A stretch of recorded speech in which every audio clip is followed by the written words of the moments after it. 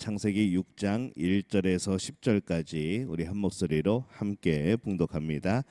사람이 땅 위에 번성하기 시작할 때에 그들에게서 딸들이 나니 하나님의 아들들이 사람의 딸들의 아름다움을 보고 자기들이 좋아하는 모든 여자를 아내로 삼는지라. 여호와께서 이르시되 나의 영이 영원히 사람과 함께하지 아니하리니 이는 그들이 육신이 됨이라. 그러나 그들의 날은 120년이 되리라 하시니라. 당시의 땅에는 네피림이 있었고 그 후에도 하나님의 아들들이 사람의 딸들에게로 들어와 자식을 낳았으니 그들은 용사라 고대의 명성이 있는 사람들이었더라. 여호와께서 사람의 죄악이 세상에 가득함과 그의 마음으로 생각하는 모든 계획이 항상 악할 뿐임을 보시고 땅 위에 사람 지으셨음을 한탄하사 마음에 근심하시고 이르시되 내가 창조한 사람을 내가 지면에서 쓸어버리되 사람으로부터 가축과 기는 것과 공중의 새까지 그리하리니 이는 내가 그것들을 지었음을 한탄함이니라 하시니라. 그러나 노아는 여호와께 은혜를 입었더라. 이것이 노아의 족본이라. 노아는 의인이요 당대의 완전한 자라.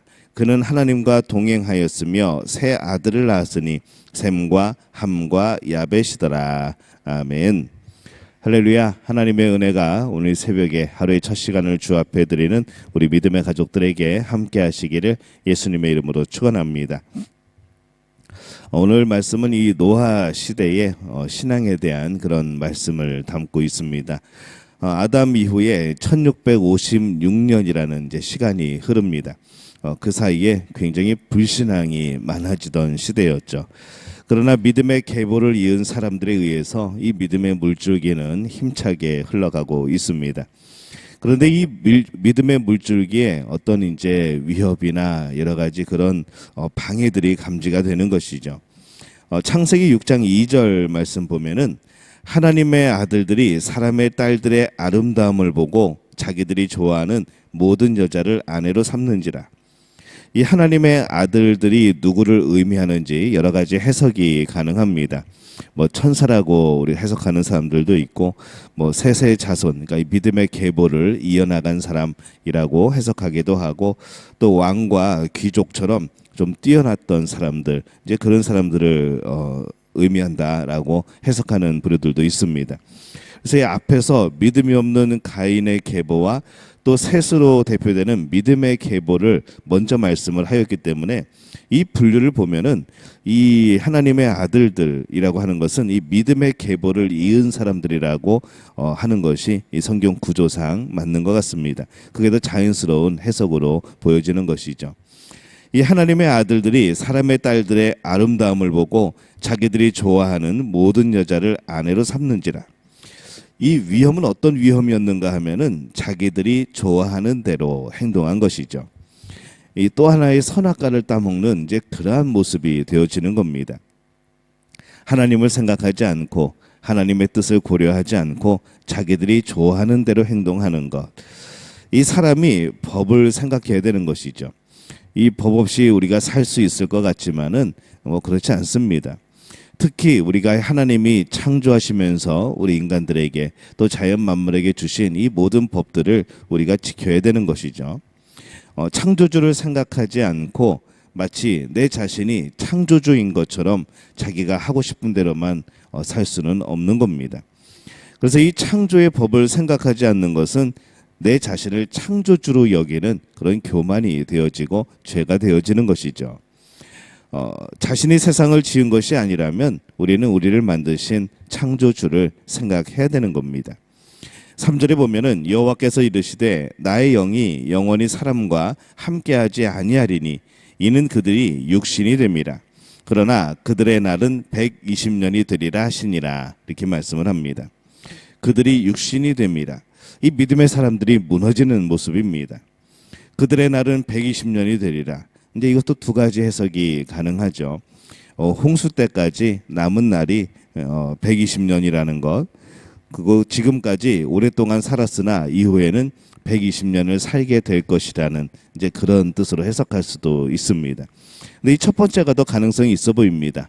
홍수까지 남은 날이 120년이다. 그 정도가 되어질 것이다. 라는 그런 말씀이 더 타당한 해석이 되어집니다.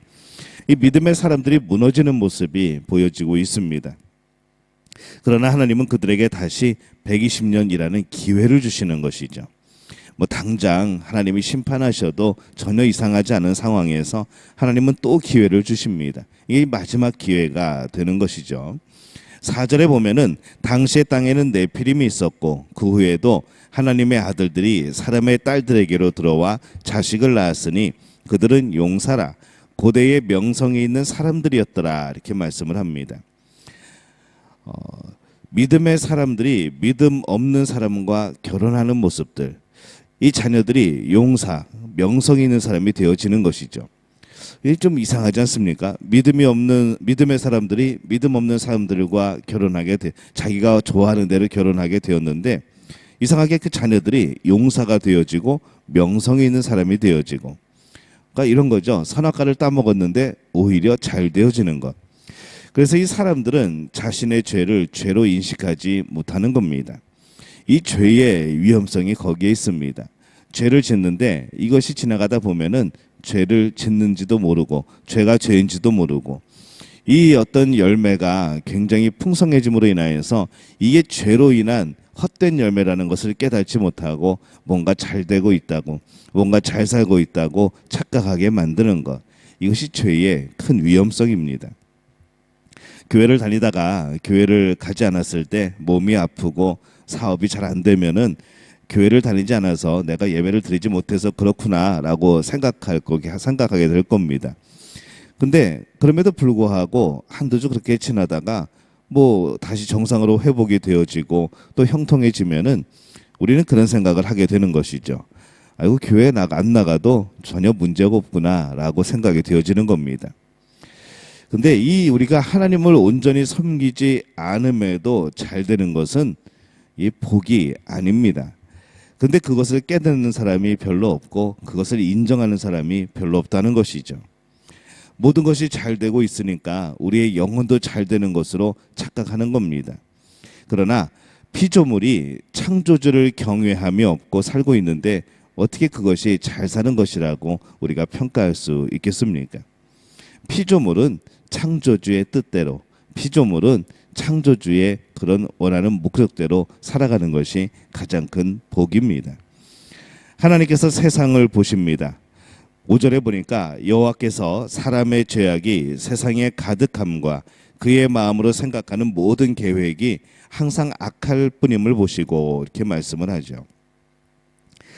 죄악이 세상에 가득하고 사람들이 생각하는 모든 계획이 항상 악한 것, 이걸 보시면서 이 하나님은 한탄하시고 안타까워하십니다. 사람들은 저마다 잘 산다고 생각을 하고 있었지만은, 열심히 산다고 생각을 하고 있었지만은 그거는 하나님이 보실 때는 아니었다는 것이죠. 하나님께서 본래 창조하신 사람의 모습은 아니었다는 겁니다. 하나님의 형상의 모습은 아니었던 것이죠. 영원한 죽음으로 가고 있는 것. 그래서 6절에 보면은 땅 위에 사람 지으셨음을 한탄하사 마음에 근심하시고, 이 굉장히 안타까워하시는 그런 모습입니다. 사람을 창조하실 때에 참으로 아름답게 창조하십니다. 근데 이 사람들이 창조 목적을 무시하고 자기가 좋아하는 대로 살아가고 있습니다. 하나님을 떠나서 영원한 죽음의 길을 걸어가고 있는데도 불구하고 그들은 그것이 잘 살고 있다고 착각하고 살아가는 것이죠. 이 하나님의 마음이 아프신 겁니다. 그래도 세상이 타락하였어도 이 믿음의 사람들이 믿음의 계보를 이어갈 때는 그래도 믿음의 사람들이 있었기 때문에 괜찮았습니다. 근데 이 하나님의 아들들이 자기의 좋아하는 대로 세상의 딸들과 결혼하는 이런 모습을 보면서 이 믿음의 계보를 잇던 사람들마저 타락하게 되어지는 것이죠. 그러면 세상은 이제 존재 이유가 없어지는 겁니다. 세상은 악한 사람들이 악을 행하고 멋대로 살라고 주어진 세상이 아니라는 겁니다. 세상은 믿음의 사람들이 하나님을 위하여 살아가도록 세워진 그런 곳입니다. 그래서 믿음의 사람들이 이 세상에 세워지는 것이 가장 귀한 것이고 그것이 창조의 목적이 되어지고 또한 그런 열매들이 되어지는 것이죠.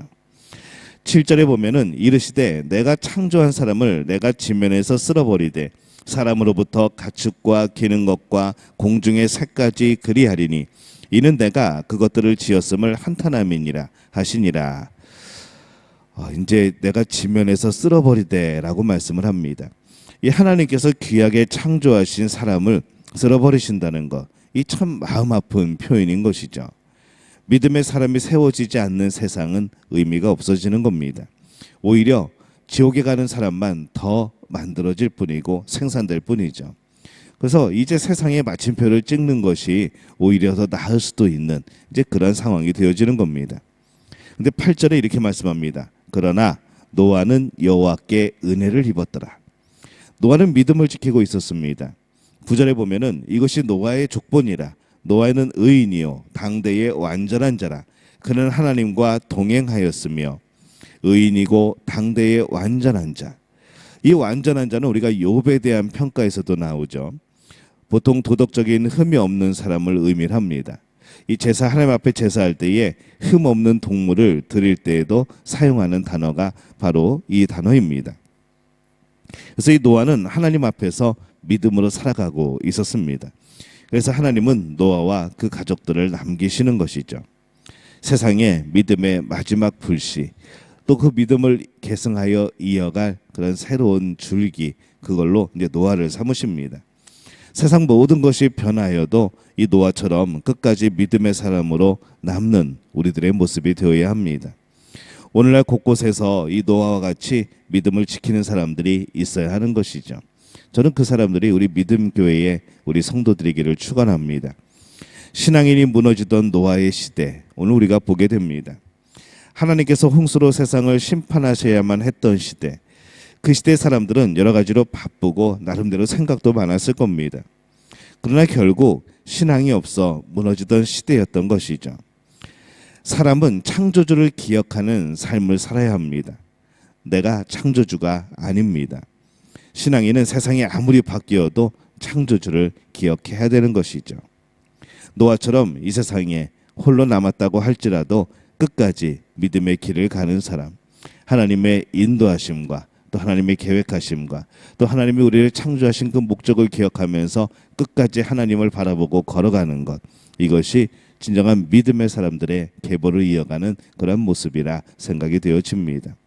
오늘 우리가 이 우리 믿음의 가족들이 이 신앙의 계보를, 이 믿음의 계보를 이어가는 그런 복된 분들이 되어지시기를 바랍니다. 세상이 어떠하던, 세상이 어떠한 모습이든 그것에 굴하지 않고 그것에 휩쓸리지 않고 오히려 더 하나님을 바라보고 진정한 하나님의 아들들로 살아가는 우리 믿음의 가족들이 되어지시기를 예수님의 이름으로 축원합니다.